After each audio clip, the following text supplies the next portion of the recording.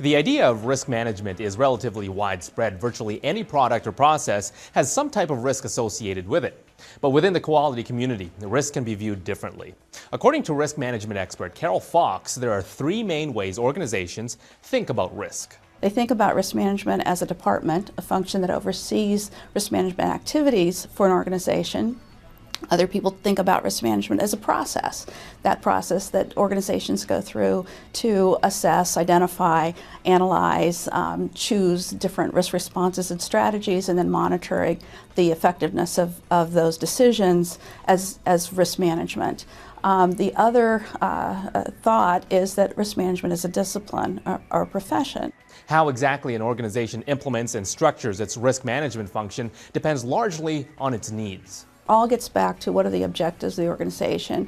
So we've seen risk management groups be very centralized at a corporate level, and that's usually with teaching the organization how to think about risk and managing the mandate, managing the methodologies and those sorts of things. In other organizations, it's very decentralized. There's a very large automotive manufacturing firm where the risk management team itself is very, very small, but they've embedded risk officers across the organization reporting up to all of their senior leaders. So it really depends on the needs of the organization, what outcomes they're hoping to get out of risk management.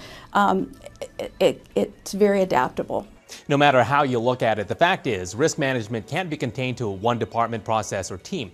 It must be integrated across an organization in everything it does. We're seeing risk management evolving from a view of the organization. We're seeing that risk management, it needs to be more fully integrated within organizations, really being driven at the board level. Risk management traditionally has been about protecting the value of an organization. The evolution that we're seeing, so being part of the defensive team is great, and that's still really important, but it's also important to be part of the offensive team unit and looking at risk as potential opportunity as well. And how can you take a risk and think about it in a little bit different way? When we talk about risk, rather than thinking about it as just losses, it really is that future outcome that can either improve or worsen our position. So where does the quality community fit in? According to Fox, right in the middle.